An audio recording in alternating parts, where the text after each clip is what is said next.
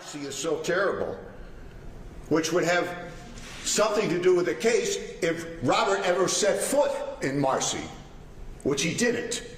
He only made it to the emergency room.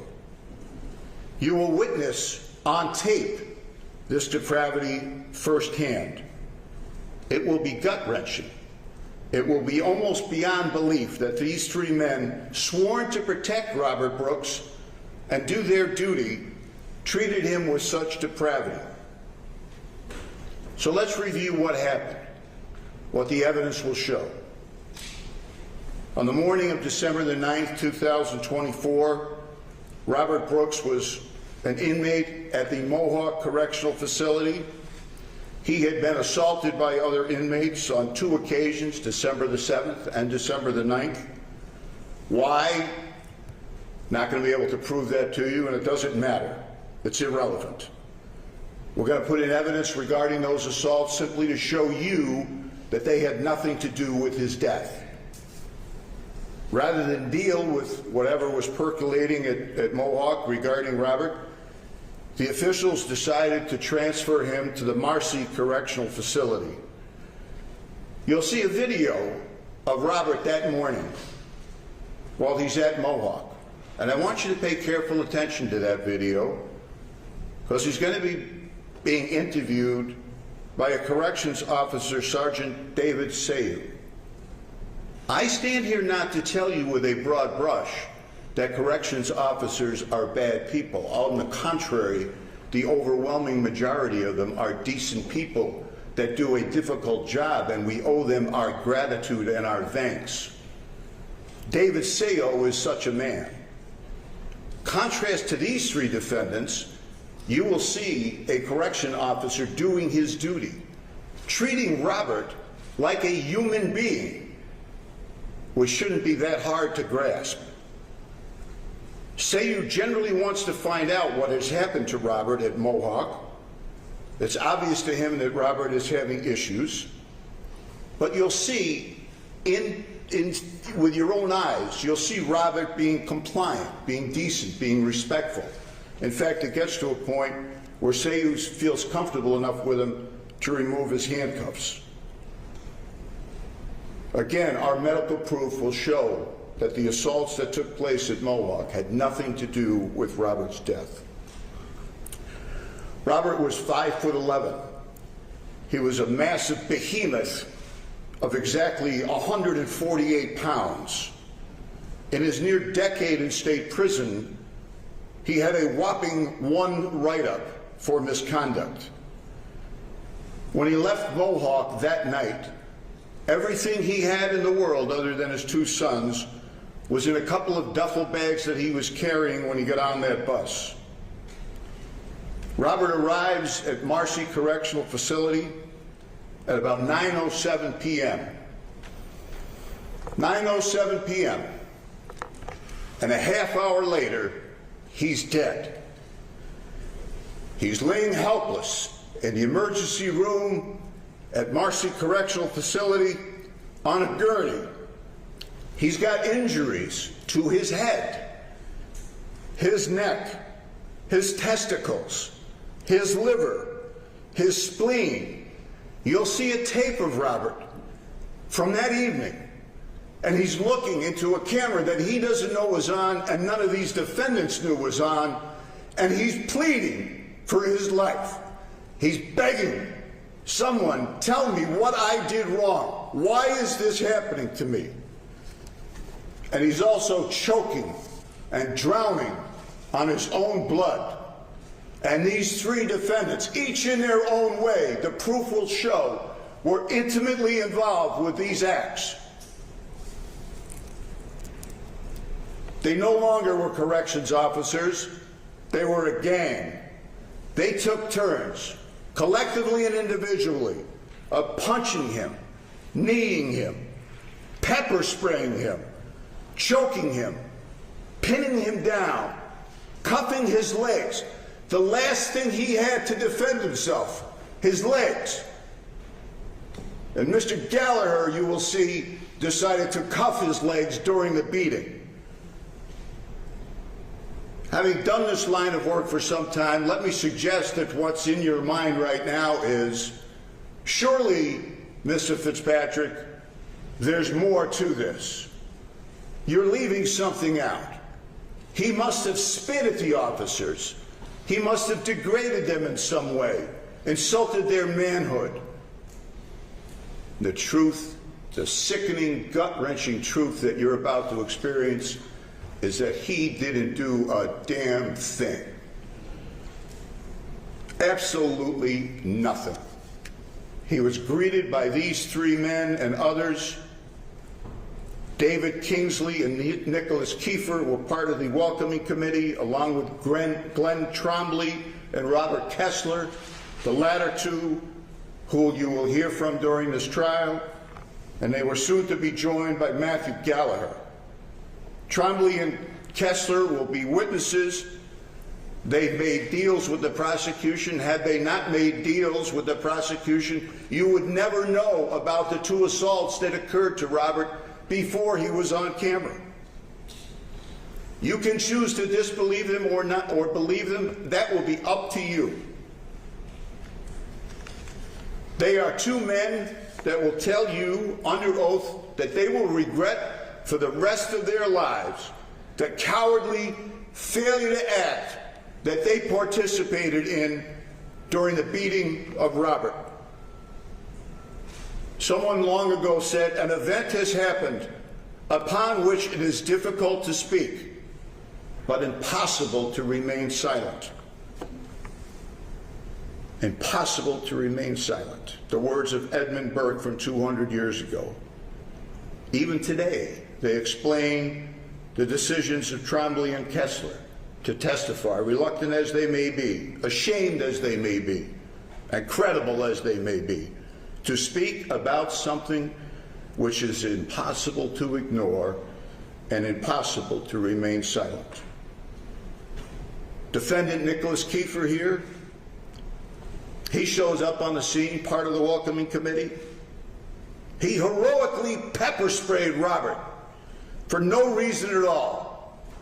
And you'll watch him throughout the rest of these proceedings. He doesn't participate in the beating in the ER. It doesn't matter. He was part of that gang that assaulted Robert. He disoriented him, made him helpless, and allowed the beating to continue to intensify and result in Robert's death. And ladies and gentlemen, he's no Uber driver in this play. Robert is passed off to other members of the gang. You'll see a lot of them that are not in this courtroom for reasons that do not concern you. And then you will see a sickening video of Robert being hogtied and transported into the infirmary like a dead animal. Not because the defendants wanted to get him help or aid, but because that's where they had to take him, the first stop. With utter indifference and depravity, Robert is hogtied and dragged into that ER. Among the individuals doing that is this defendant, Mr. Kingsley. Now inside the infirmary, Robert is laid out on a gurney. You'll see video of that. He's already dazed, he's confused. He's clearly been beaten severely before the cameras ever capture his image in that ER. Mr. Kefir has done his part with his blows, and now a fresh set of corrections officers take over. And remember, they killed him, that gang. You'll see pictures of Mr. Fina and this defendant, Mr. Kingsley. Mr. Kingsley with his arms and his hands around Robert's neck, treating him like a doll, while Mr. Fina tries to shove a rag down his throat. He's gagged, he's choked, he's punched, he's yanked by the neck, he's dragged off a gurney by Mr. Kingsley and one of his accomplices by the neck and taken over in the corner for God only knows what purpose. He has no means to defend himself because his hands are cuffed behind his back during this whole process. So what does Mr. Gallagher do? Does he Does he return to the human race and say, enough? Stop this now? No, he goes out to his car to get some leg irons. And now we're going to argue to you that he was just following orders to leg iron a man that is moments away from death. Shockingly, after Mr. Gallagher retrieves the leg irons, when you see his body-worn camera, he zips up his jacket. So for 9.5 minutes, we see the inside of Mr. Gallagher's jacket instead of seeing what he was doing. Now, why do you think that happened? You'll know by the time this proof is concluded.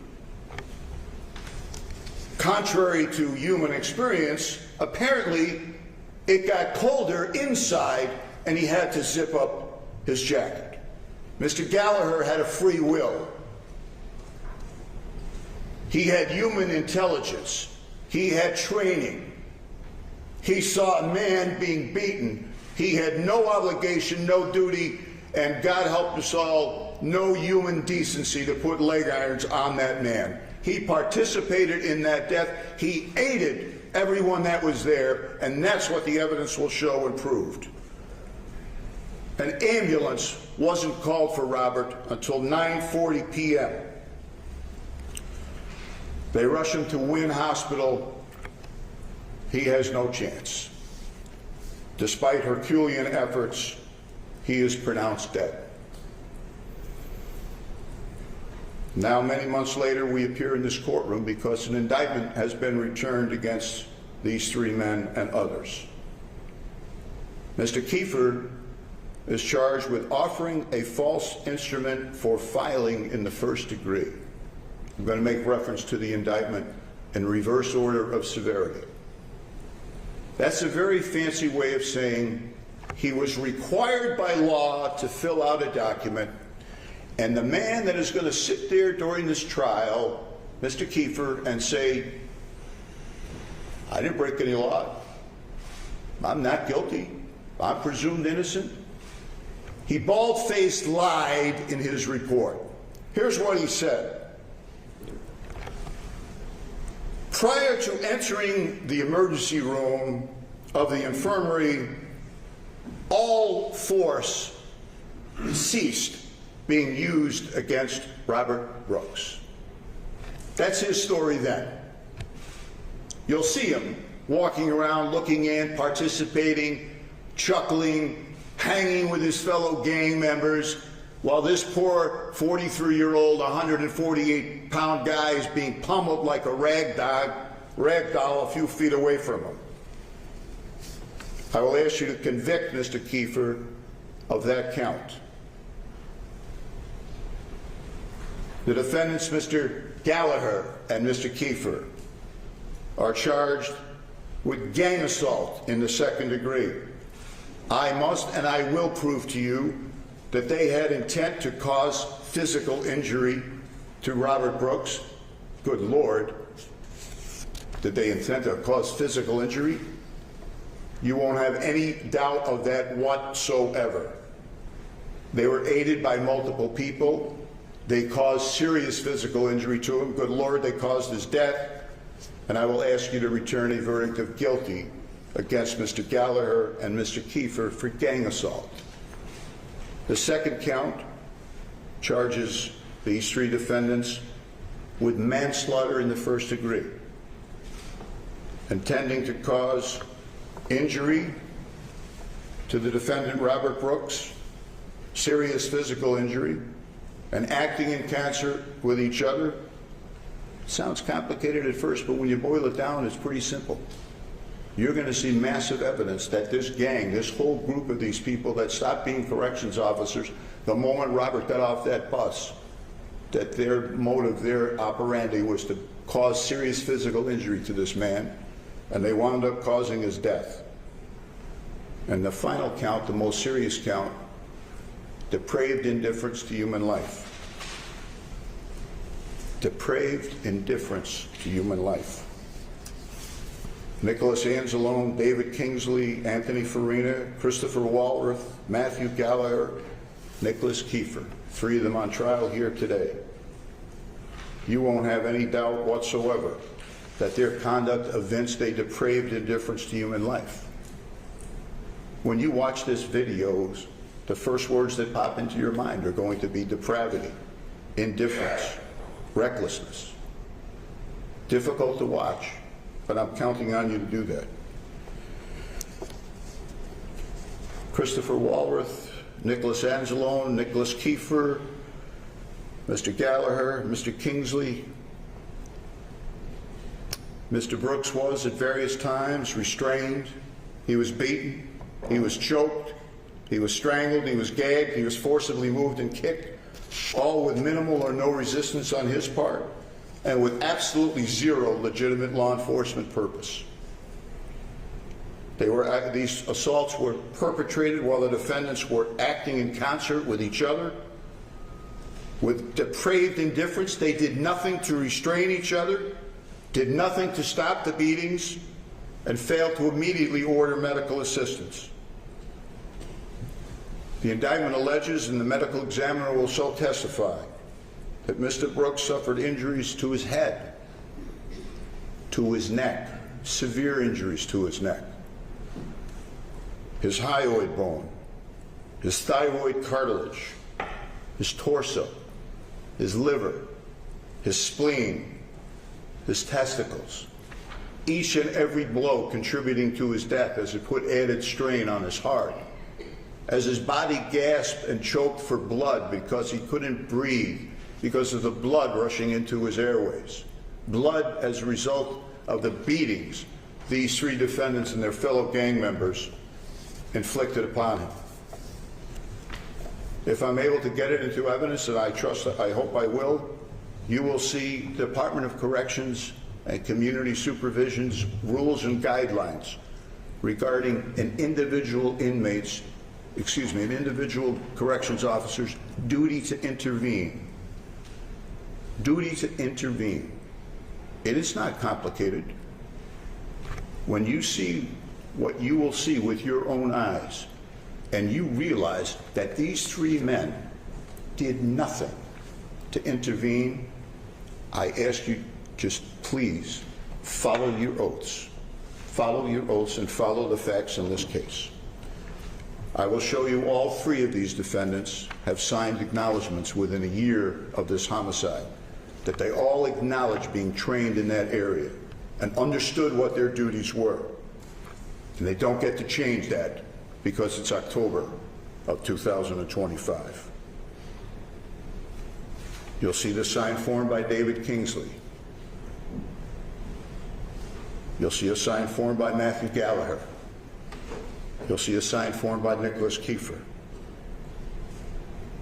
You're not supposed to help and stand by while others beat an inmate to death. It really ain't that complicated. You'll see, as I already alluded to, Mr. Kefir's use of force report, which is a total fabrication. It's complete nonsense. You'll see a use of force memo by Mr. Kingsley. Again, glaring by its omissions. If you read the use of force memo, you'd think that Robert tripped on a piece of ice on his way into the infirmary. Now, how can I tell you with such certainty that I will prove all of these things to you? Because my most important witness in this case, ladies and gentlemen, there's 4 of them. They're body-worn cameras, about the size, a little bigger than a pack of cigarettes. All 3 of these defendants are supposed to wear them and supposed to activate them every time there's an encounter. Not only did they not activate them, Mr. Gallagher went so far as to cover his up as he zipped up his jacket. You know how many of these defendants activated their cameras? 0. Not 1. 9:26, when Mr. Brooks is a danger to absolutely no one, Mr. Gallagher, at Sergeant Trombley's direction, goes out to retrieve leg irons, and then at exactly 9:26 and 33 seconds, he zips up his jacket. The evidence is going to show that the rest of these defendants were unaware that video was being made. Can you imagine what this trial would be like if I didn't have those videos? Can you imagine what their stories would be? We already know what Mr. Kefir's story is. Nothing happened after he entered the emergency room. You'll see that that's completely fallacious. If I didn't have these tapes, I'd be listening to stories about, oh, it was icy out. He was resisting arrest. We bravely had to defend ourselves. And we were barely able to restrain him because he was in a psychotic rage from some drug. But they didn't know that each of these 4 body-worn cameras from 4 separate corrections officers were storing data that the New York State Police were able to recover. And you'll hear about that, and you'll see these tapes in all their depravity. I won't have to say much as I show those videos to you. I won't have to. Because if you're the people I think you are, you'll know exactly what happened. There's no audio, and you will have ample time during the course of this trial to familiarize yourself exactly who is who on that tape. You won't get it the first time, trust me. It's difficult sometimes. You'll be able to tell Robert Brooks because he's the one bleeding and dying. You'll see a composite of all of those tapes together.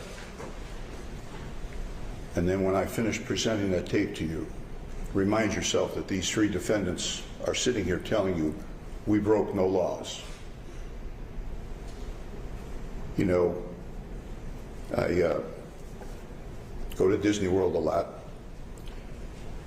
My favorite ride is Pirates of the Caribbean. I'm not ashamed to admit that, but as you walk in, if any of you have ever been there, there's this baritone voice that says, "Dead men tell no tales." That's not true. It's Robert Brooks in death is going to tell you what caused his death. We're going to present to you Dr. Katya Merkulova, and she is going to describe to you in excruciating detail the injuries that Robert suffered, the number of injuries that he suffered, the lethality of the force used, how each one of these blows, as I mentioned earlier, put strain on his failing heart. She'll tell you that Robert had a synthetic drug in his system, and she will very, very clearly tell you how that had absolutely nothing to do with his death or with his conduct. In fact, the only thing it had to do with it is probably ameliorated some of the pain that he was suffering. These defendants took Robert's life, these 3 and others, with such callousness and such brutality that it will probably take her close to an hour just to describe to you each and every wound that he suffered.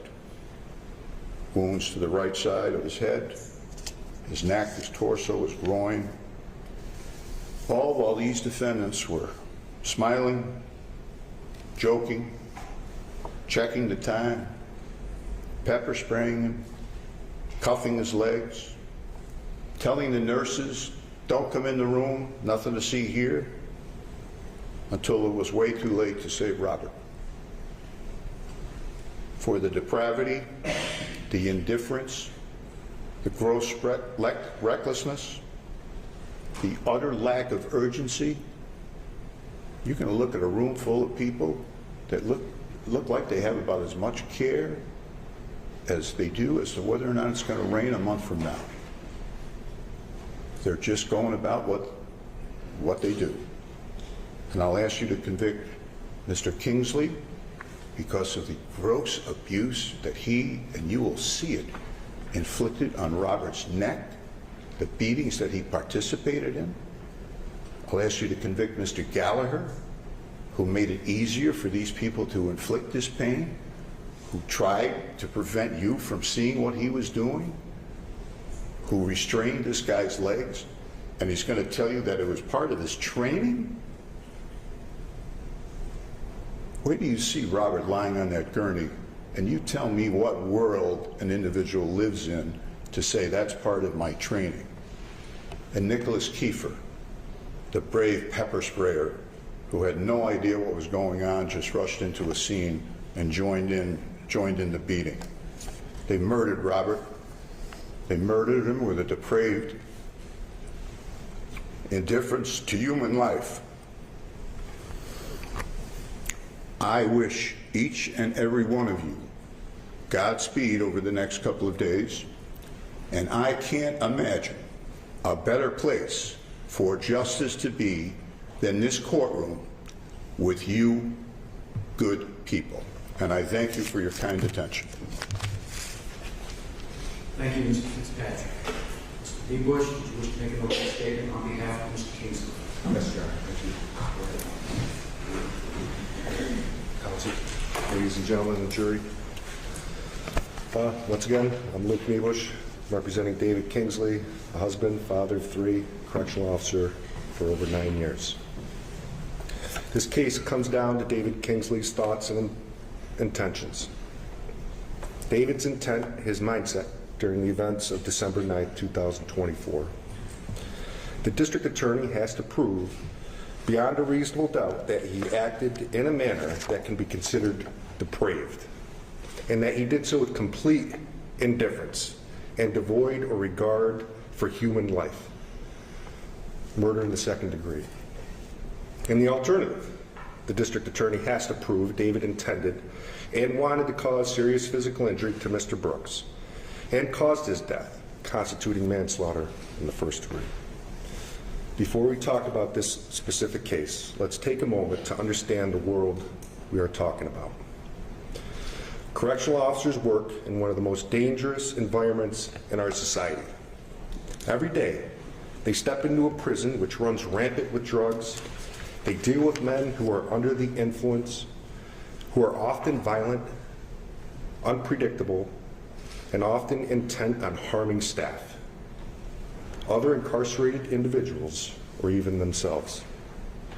Fights break out with little warning. Weapons are made from almost anything. Tension runs high, and officers are expected to act immediately when something happens. These are daily occurrences, and they don't get to pause, review video, or reflect. They are trained to respond quickly to control situations before they spread. Maintaining control and order in the facility is critical to the safety of the Department of Corrections, personnel, and the incarcerated individuals. That is the backdrop here. The law requires you to evaluate what happened in the context of that environment. Similar to doctors and nurses in emergency rooms or firefighters and their commanders on scene, they have to act with urgency, trusting the people behind them.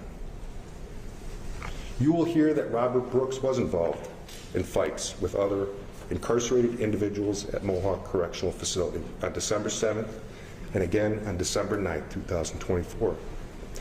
It was at this time that Mr. Brooks sustained significant injuries, which led to the decision to separate the parties and transfer Mr. Brooks to Marcy Correctional Facility. When Mr. Brooks left Mohawk and the van pulled into Marcy, from the very beginning, he resisted instructions. He told officers what he wouldn't and wouldn't do. He ignored them and was not following lawful orders. Orders that may seem menial to you, somebody living outside those walls, but important in maintaining safety and control. That passive resistance continued through the administration building and into the vestibule area. After his leg shackles were removed, you will hear that there was an issue, and the officers brought Mr. Brooks outside where he was pepper sprayed. One officer on scene then pulled their pin, a red dot. An emergency was called, a signal that requires immediate backup because an officer may be in distress. A call where all officers who are available must respond. The officers that day responded because they are trained and ordered to do so. When a red dot is called, The responding officers have no idea what lies ahead of them or what they are getting themselves into. Even when a red dot is called off, those responding officers will always continue to the scene to make sure no further assistance is needed. And what followed was a series of chaotic events. And you will see portions of this on video. You will see officers using physical force to move and restrain Mr. Brooks. You will see strikes, attempts to get him to comply, and decisions being made in the moment, not after careful reflection. Now, the district attorney will show you those clips and say, look, that's excessive, that's depraved, that's indifferent. But your job will be to evaluate whether what you see meets the legal standard of depraved indifference or intentional infliction of serious injury. Not whether it looked rough, not whether you would have done it differently, because the lives you live are much different than the lives living behind those prison walls, and the officers live there as well. There's one particular moment you will see Officer Kingsley, my client. He is holding Mr. Brooks as other officers are around him. At times, you'll see him trying to reposition Mr. Brooks on the gurney. And it appears that his hands are near and around Mr. Brooks' neck as he lifts him up. Let's be direct about that. Officers are not trained to lift people by the neck. It was not the proper technique. And yes, on video, it looks violent. But here's what the evidence will show. It lasted only seconds. It was done in an effort to get Mr. Brooks upright in that specific moment and nothing more. It was done in an effort to get Mr. Brooks up. It was done in a chaotic scene, under orders to get him up, either direct or implied, with multiple people involved, including 2 sergeants who were in charge of all the correctional officers in that room. It was not done with the intent to injure. It was not done out of indifference to life. It was rough, an imperfect decision in the middle of a confusing and stressful situation. The law requires the prosecution to prove depraved indifference or intent to injure. A moment of rough handling, especially in the context of restraint, is not depraved indifference. Now let's turn to the charges themselves. The district attorney has charged 2 different crimes based on 2 different legal theories that are contradictory to one another. First, murder in the 2nd degree. This crime requires proof of a mental state of depraved indifference, that David Kingsley acted so recklessly and showed no regard for Mr. Brooks and was indifferent to his life, that he did not care whether he lived or died. Second, manslaughter in the 1st degree. This charge requires proof that David intended to cause serious physical injury, that he set out to seriously hurt Mr. Brooks, and in doing so caused his death. These are 2 very different theories. One says the actions were reckless, the other says they were intentional. Both cannot be true. You will see as this trial unfolds that the evidence does not support either theory. What happened was messy, it was physical, but it was not indifferent to life. And it was not an intentional attempt to cause serious physical injury. You will hear about the role of Sergeant Trombley. He was the ranking officer present. He at times gave orders, and at others stood there and did absolutely nothing. That matters, because correctional officers like David Kingsley operate within a system of trust and reliance. When a sergeant is present and giving directions, officers comply, because the sergeant is expected to have knowledge and understanding of the overall situation. The evidence will show that David Kingsley did not have knowledge of the overall situation. He did not start this incident. He wasn't there. He did not order it. He was not following along in a scene he had just arrived at after a red dot was called. Officer in need of assistance. As he was holding Mr. Brooks at times, but he never initiated any strikes. None. What's significant after all this, after the struggle, after Mr. Brooks was placed back on the gurney, another officer started to recognize that Mr. Brooks was in distress, and then something else happens. You will see David Kingsley, the first officer, to begin chest compressions. You will hear testimony about CPR being performed, about efforts to revive Mr. Brooks until an ambulance arrives. Ladies and gentlemen, this is not a depraved act by somebody who is indifferent to Mr. Brooks' life. It's an officer recognizing a medical emergency and doing everything he could as they are trained to save a life. This trial will not be about whether the video is easy to watch. It won't be. It will not be about whether the officers handled everything perfectly. They didn't. It will be about whether the prosecution proves, beyond a reasonable doubt, that Officer Kingsley acted with depraved indifference to human life, or with intent to cause serious physical injury. And when you look closely at the evidence, when you see the timeline, the orders, the chaos, the decisions being made in real time, you will see that burden has not been met. And at the end of this trial, the only verdict supported by the law and the evidence should be not guilty. Thank you. Thank you, Mr. Nicholas. Mr. Brewer, did you wish to bring it over on behalf of Mr. Gallagher? We change the order, withdrawn. Do you wish to make an opening on behalf of Mr. Kefir? I do, Your Honor. Thank you, everyone.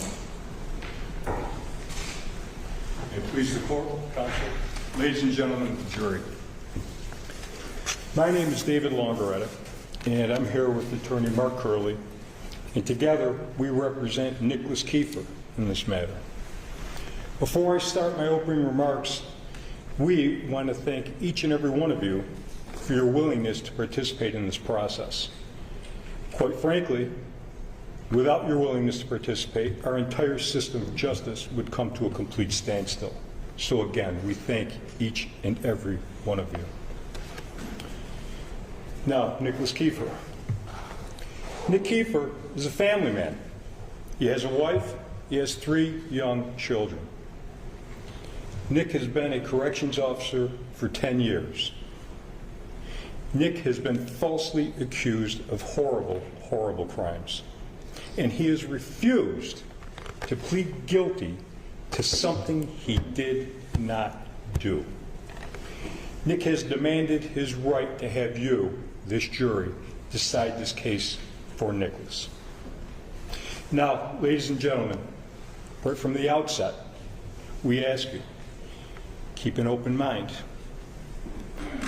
Remember that the indictment and the charges that Mr. Fitzpatrick had gone through in detail for you, okay, are mere allegations.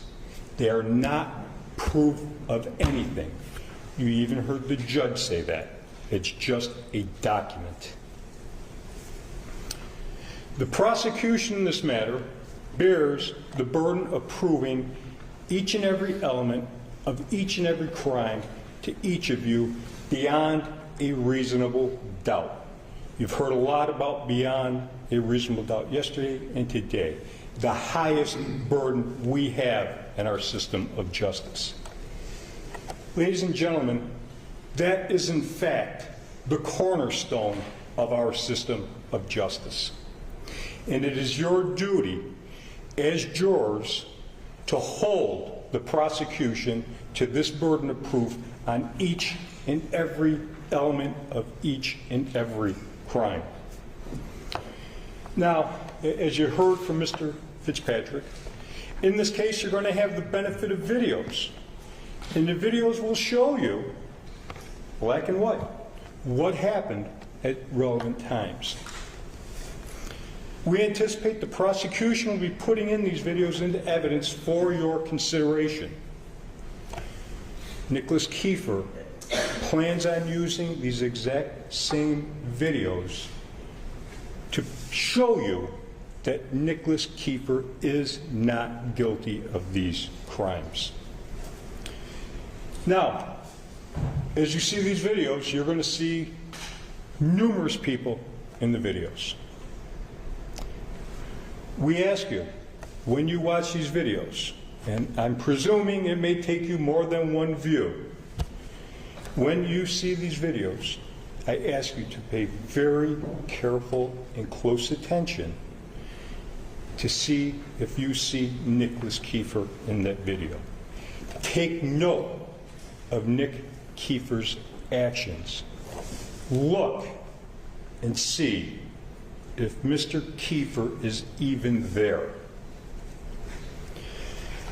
Along with the videos, ladies and gentlemen, you're going to hear testimony and you're going to see a multitude of other exhibits. And as Mr. Fitzpatrick had alluded to, we anticipate that you're going to hear evidence of DOC's rules and regulations. We further anticipate, ladies and gentlemen, that you are going to hear about how these rules and regulations may have not been followed on December 9th, 2024. I ask you all, be very, very mindful. Nick is not on trial for violating any DOC's rules or regulations. Nick is on trial for very serious penal law violations. Now, as jurors, it is your prerogative. You can accept or you can reject any evidence that the court allows into evidence in your consideration. That includes testimony that may be offered to you or that is in fact offered to you. Now, ladies and gentlemen, as the court has indicated, as Mr. Fitzpatrick has indicated, there are three gentlemen on trial here. When each and every piece of evidence is submitted to you, I ask you to ask yourselves, is this piece of evidence relevant to Nicholas Kefir? Is it relevant to David Kingsley? Or is it relevant to Mr. Gallagher? Is it relevant to maybe one or two of them and not the third? Or is it relevant to any of them at all? That will be your determination. As you heard the prosecution in this case, ladies and gentlemen, this night of December 9th, 2024 involves three separate incidences. One in the breezeway, which is in the administration building of the Marcy Correctional Facility. One is on the walkway from leaving the administration building en route to the infirmary. And the third in the treatment room of the infirmary of the Marcy Correctional Facility. Three separate and distinct incidences. It is not one continuous incident. Now, ladies and gentlemen, on December 9th, Nick Kefir went to work like any other day. He was mandated to work a double shift, 16 hours, as they often are in the Department of Corrections. Nick was due to return to his family later that night at 11 p.m. At approximately 9 p.m. on that day, Nick received a radio transmission saying, "We have an in-draft," which means we have an incoming incarcerated individual leaving one facility and now entering into the Marcy Correctional Facility. Nick went and responded to that call, which was Nick's obligation. That's his job. That's his duty. He followed it. Nick did not know who this in-drafting, incoming incarcerated individual was. He has never seen this individual prior. He has never supervised and or worked with this individual. As Nick was going up to the administration building to meet this incoming and drafting incarcerated individual, he was met by two of his co-workers. Mr. Fitzpatrick gave you some names. You heard Mr. Kessler, you heard Mr. Angelo. They also met the Mohawk correction officer who did the transportation of the incarcerated individual from Mohawk over to the Marcy facility. 4 COs are there at this time. The 4 COs then walk out to the van where the incarcerated individual was. The 4 COs were able to get this incarcerated individual out of the van. We now know that this individual's name is Mr. Robert Brooks. They brought him in to the Marcy administration building. Per policy, the receiving correctional facility must ID this particular in-drafting incarcerated individual. He was then brought into an area of the administration room which we call the breezeway. You're going to hear testimony, and I believe you're going to see some diagrams of the administration building. And this is a small room, not a very big room, right before you would exit the administration building and go into the actual compound. You go through what's called a man trap. In this breezeway,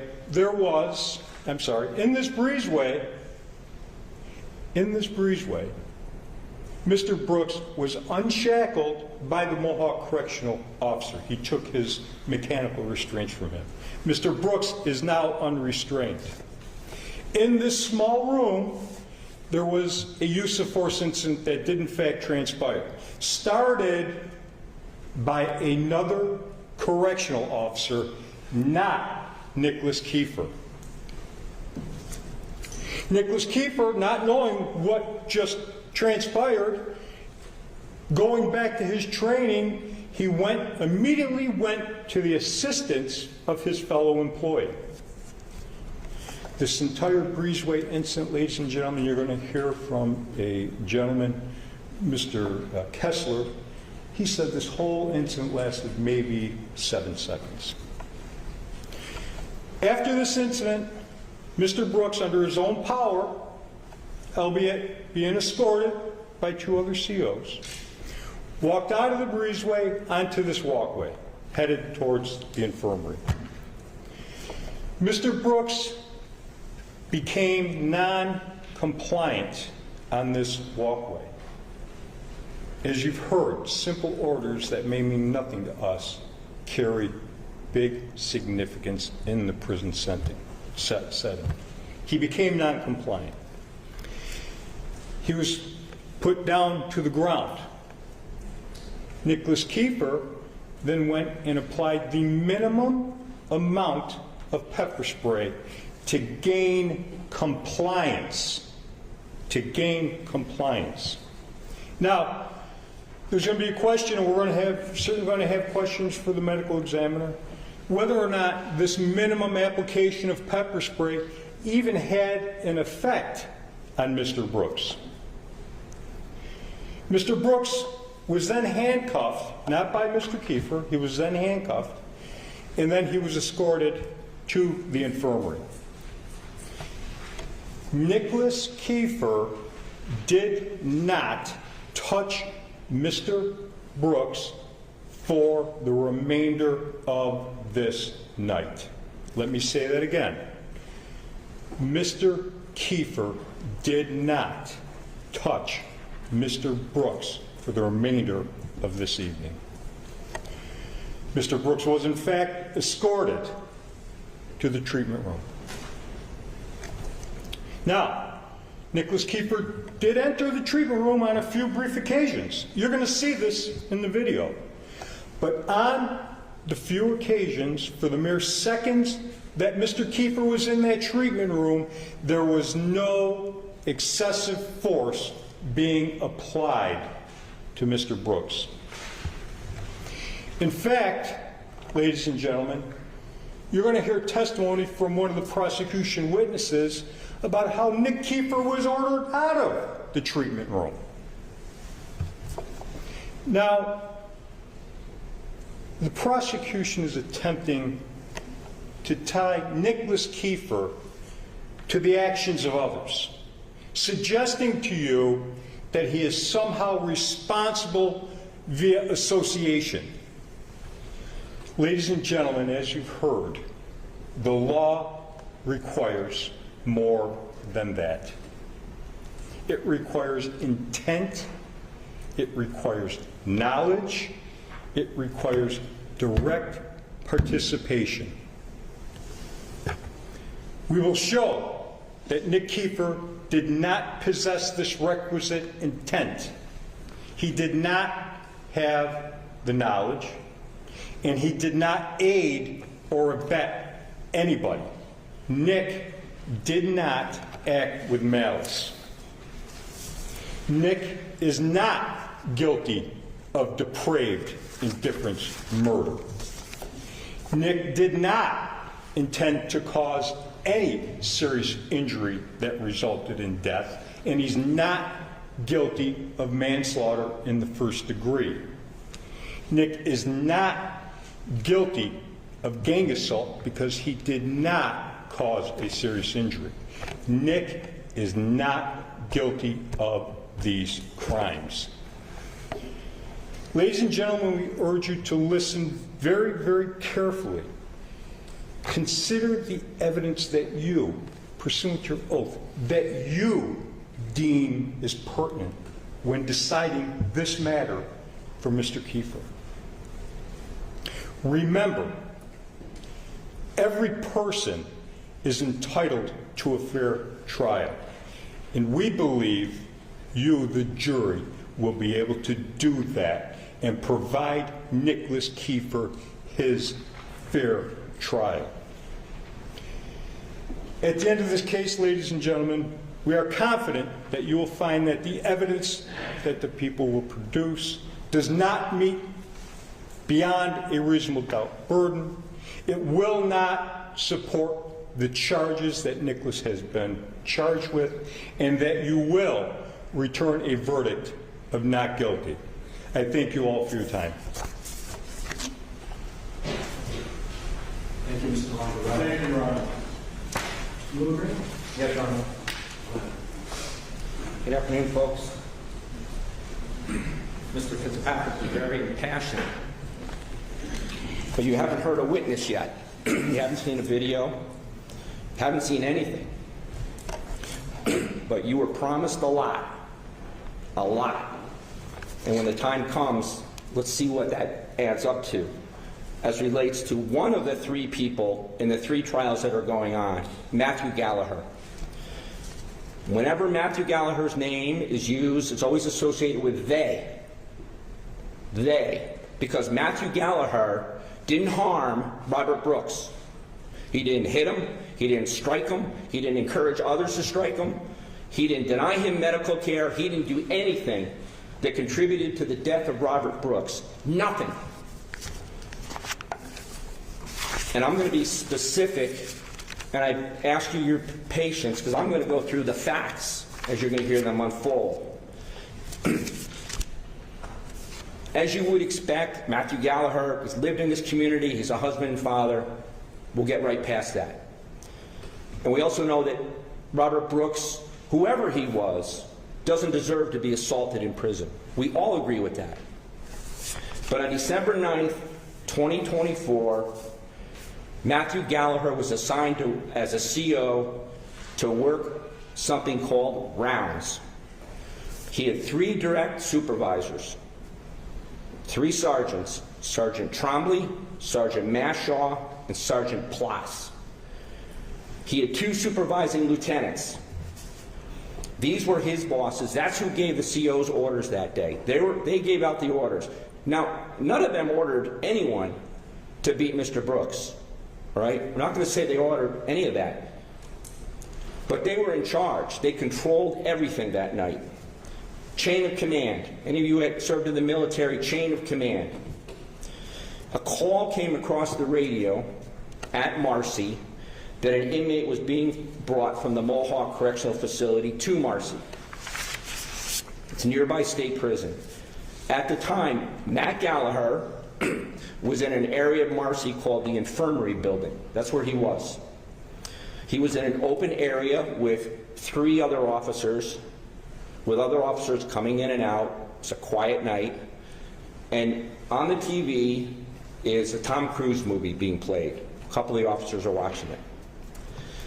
The Mohawk prison, their transport officers were bringing Robert Brooks over to Marcy. He had been involved in fights. You've heard that. Over several days. He had been struck in the head by an inmate with a padlock, swung and hit him.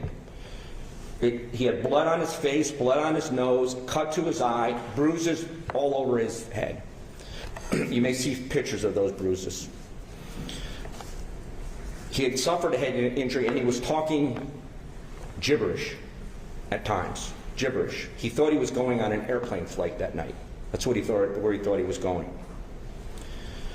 But when the call came from Mohawk to Marcy that an inmate was coming over, Mr. Brooks, but that wasn't known, Matt Gallagher knew nothing. He didn't know Robert Brooks. He didn't know he had been injured. He didn't know why he was coming over, and he didn't know the crimes that he had committed that got it into Mohawk to begin with, that Mr. Fitzpatrick described to you, stabbing his girlfriend. All he knew was that there was an inmate coming from Mohawk to Marcy with some type of a problem. That's why they do transfers. Now, Matt was assigned to the transport van that night. He would get into a van, he would drive around the grounds, he would check the buildings. That was part of his responsibilities. When the call came, the first thing he did was he went to the nurse's office in the infirmary building. Got out of his van, or from where he was in the lobby area, he went into the nurse's office, spoke to the nurses. He then quickly went outside to the transport van assigned to him. He was assigned a transport van. He got in, he started the van, and by the way, every second of December 9th, you can see Matt Gallagher on somebody's camera. Every second. You'll never lose sight of him. You will know exactly what he did that night. He got in his van, he started up his van, and he drove the van a short distance towards where the new inmate was going to be coming in. There's an area of the prison where the inmate would be coming in. And that was Mr. Brooks, but Mr. Gallagher didn't know that. His body camera, Matt Gallagher's body camera, shows that a second van was already at the location to pick up Mr. Brooks. It was driven by a CO, a correctional officer named Fina, Officer Fina. It was parked there. So Matt parks his van behind Farina's van, and he gets out and he starts walking up to where he expects the inmate to be coming from. Farina's van blocks Matt's view. He can't see. It's right in front of him. And it's nighttime, by the way. It's dark, and there's a long sidewalk up to where the inmate's going to be coming from. The side door of Farina's van is partially open, which tells Matt Gallagher that the plan is that the inmate's going to go in Farina's van and be transported someplace. So Matt, usually there'd be one or two people collecting an inmate who comes in on a transfer, and there's usually a sergeant, a boss, who's assigned up at the time of inmate being received. And Matt stands at Farina's van because he sees the two officers coming towards him with an inmate, which is Mr. Brooks. He sees it. He stands at Farina's van, the door's open, and he stands there because he expects the inmate's going to come and going to be placed in Officer Farina's van. So he stands there. He doesn't move. But the officers pass right by him. You'll see his video. They go right by him. Nobody says a word to Matt Gallagher. They have Mr. Brooks in custody. They're bringing him along. Another officer follows, and then two more officers. So 5 officers had been up with Mr. Brooks in the intake area. And they all ignore Matt Gallagher. They all ignore him. He's just standing there. He then, when they go by him, there's nothing untoward at that point. Matt Gallagher goes to, leaves Farina's van, and he goes back to his van. And he gets into his van, and he reparks his van. And then he gets out and begins following the other officers towards the infirmary. And you'll see his body cams. He can't see the officers. They're in the building already, but he follows their path. His body cam will show that all Matt knew at that time was there was an unknown inmate, had come through intake, had been transported, and was heading down towards the infirmary. That's all he knew. None of the officers seemed agitated, and none of them requested Matt Gallagher's assistance. None of them. But what we do know from accounts, or at least I expect we'll hear some testimony, is that not only had Mr. Brooks been assaulted at another correctional facility, but he had been involved in an interaction which will be described to you in the intake area. Now, Matt Gallagher didn't know that, didn't see it, didn't see any evidence that anything had happened.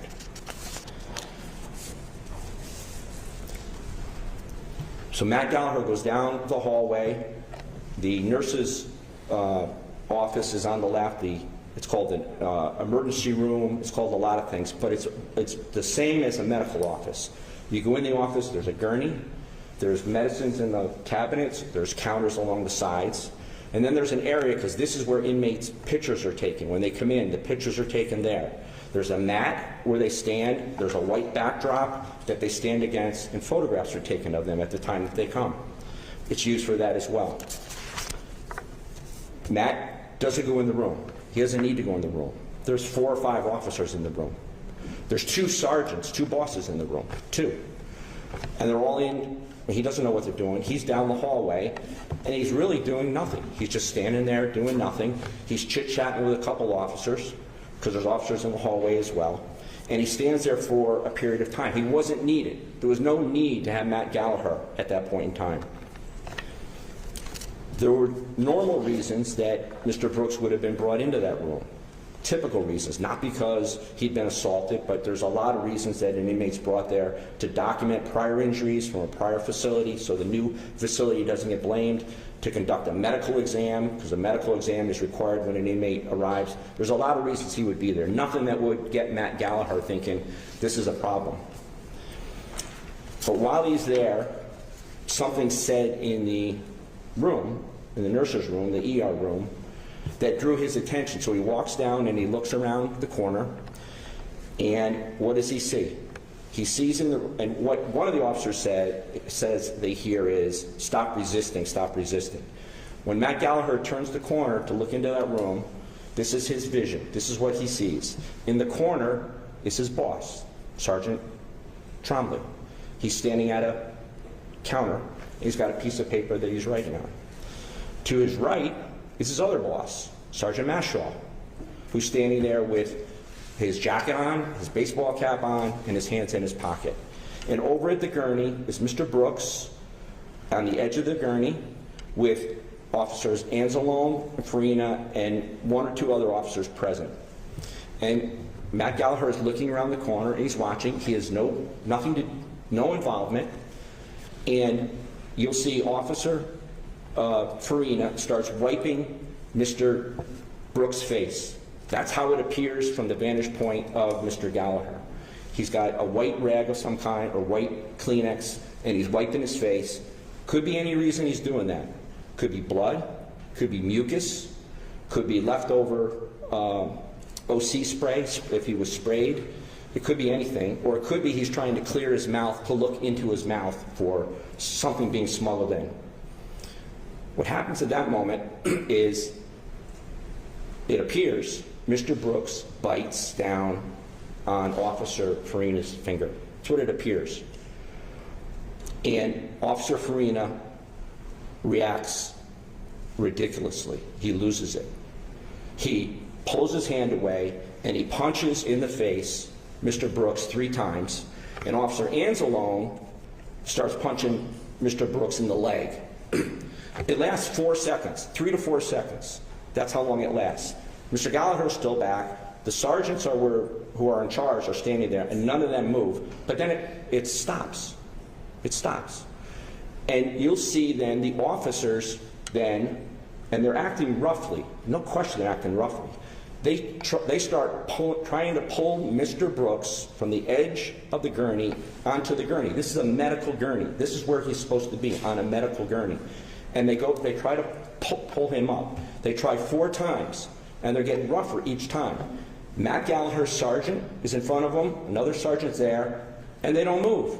They don't do a thing. Matt takes a step forward, like, what am I going to do? Should I do something? Takes a step back, and then he goes past his sergeant. He goes up to Mr. Brooks. He doesn't grab him by the neck. He doesn't grab him by the skin. He takes his shirt, and he moves him up on the gurney. That's what he does. He moves him up on the gurney.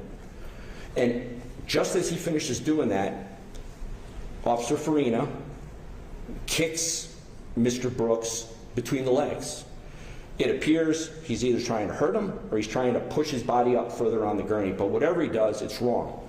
Mr. Gallagher now just has the shirt. He's not touching any other part of Mr. Brooks. He lets go, and then an officer comes around in front of him and blocks him out. His sergeant's behind him, and Mr. Brooks' legs are kicking. They're kicking. He can't kick people. And someone says shackles or irons. What that means is when inmates are transferred, when inmates are kicking, when they're acting inappropriately in some way from the waist down, you get shackles. They're handcuffs for the ankles. They're not excessive force. They're not wrong. They're part of somebody's job. The only one that has shackles is Matt Gallagher. Matt Gallagher has shackles out in his van. So Matt Gallagher leaves. He leaves the room. Sergeants are in charge. He leaves the room. He goes right down the hallway. Goes out the front door, goes in his van, gets the leg irons, comes back down the hallway, comes back into the room, and you can see from other people's cameras that remain in the room that they're holding Mr. Brooks' legs tight, as if he is trying to kick. But while Mr. Gallagher's gone, you also see this from the other people's cameras. Fina loses it again, starts punching him again, as does Anzalone. They both start punching him again, but Matt Gallagher doesn't even know this. He has no idea that this is going on, because he's down a hallway, out the front door, coming back. He walks in. They're not doing it anymore, so he has no idea they even did it. He walks up, puts the shackles around one foot that's kicking, and struggles with the other foot, and either he or another officer puts shackles on the other foot. And that's what he does. That act of shackling his legs, and you heard it, is being alleged as a basis for a murder charge against Matthew Gallagher. A manslaughter charge against Matthew Gallagher, putting shackles on the ankles of an inmate kicking. Job number one of a correctional officer is to restrain an inmate who's kicking. Not to have him hooked up so he can be beaten, because Matt Gallagher doesn't know he's going to be beaten. To do his job. And Matt Gallagher backs up. The inmate, Mr. Brooks, out of respect, Mr. Brooks, then is brought over from the, Mr. Brooks is there for a period of time. He's leaned forward. Mr. Gallagher goes back to over by the door, stands by the door again, because it's not his situation. There's nothing for him to do. There's nothing for him to intervene in. He's doing his job. He's standing by the door. And Officer Fina, who was bit, remember I said he was supposedly bit, is, you see on camera, he starts shaking his hand and he says something. And Officer Anzalone, he must hear him say something like, God, he bit me or something. He decides to punch one more time. He punches Mr. Brooks. Nobody could stop that. Nobody could know it was coming. It happened. The sergeant, the camera that records that act is the sergeant's. The sergeant is standing from me to you, away from the gurney, and he didn't have an opportunity to do anything. Or if he did, if he heard it coming, he didn't do anything. But either way, there was no opportunity to stop it. It was Fina losing it, Anzalone losing it. So what is then, Mr. Brooks is taken over to the wall where the pictures are typically taken. Somebody says the word camera, goes over to the wall. Mr. Gallagher stays in the room.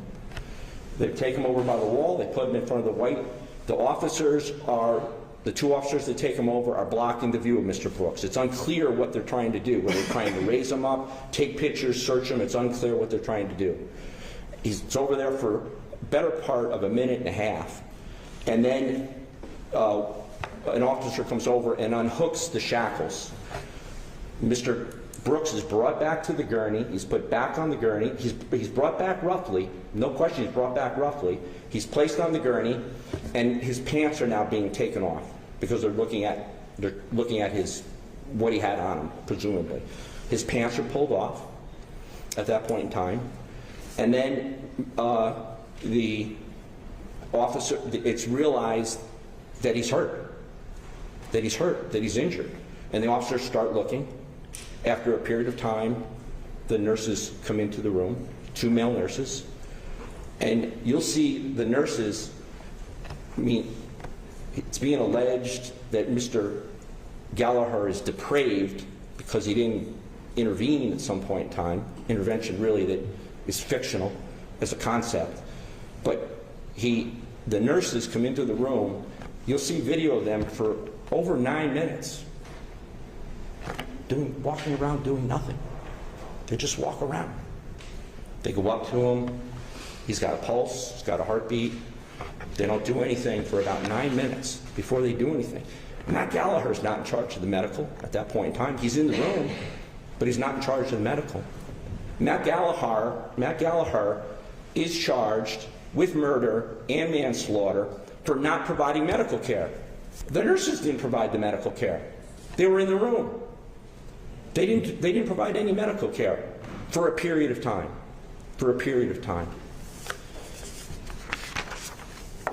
There's 3 things that are alleged to be the actions of Mr. Gallagher that results in a murder charge, a manslaughter charge, and a gang assault charge.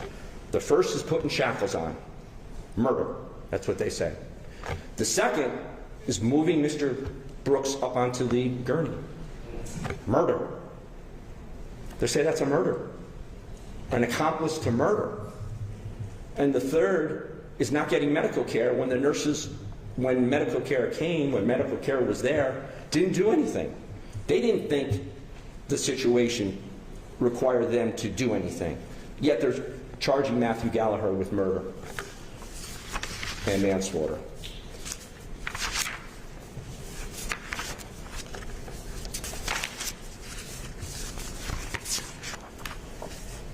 The government, I gave you a lot. I gave you a lot of facts, and I'm trying to be fact specific because, as you recall, there's 3 trials. The fact trial, I'm trying to address the fact trial. I'm not trying to talk pie in the sky kind of things and get all emotional and try to convince you of anything other than say, these are the facts that are going to come. These are what you're going to see.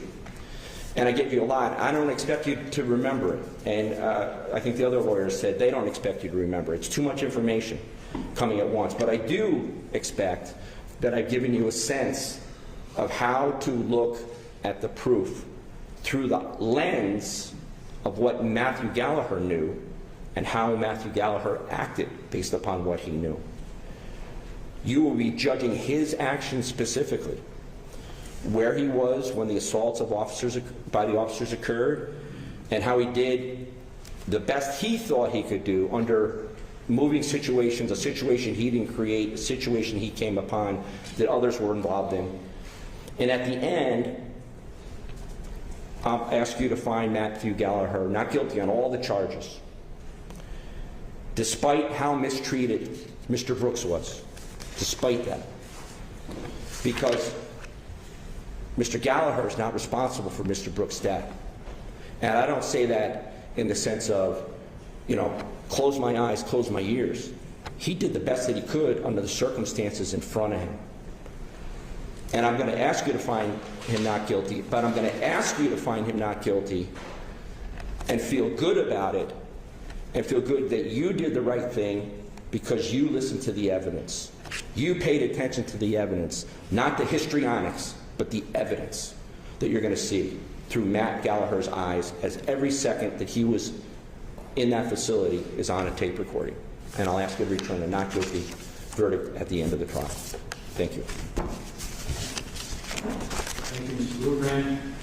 Ladies and gentlemen, you've been listening attentively for about over an hour now. It's a good time for me to give you a break. It'll take about 5 minutes. I'm going to retire back to the jury room, and then we'll begin the testimony.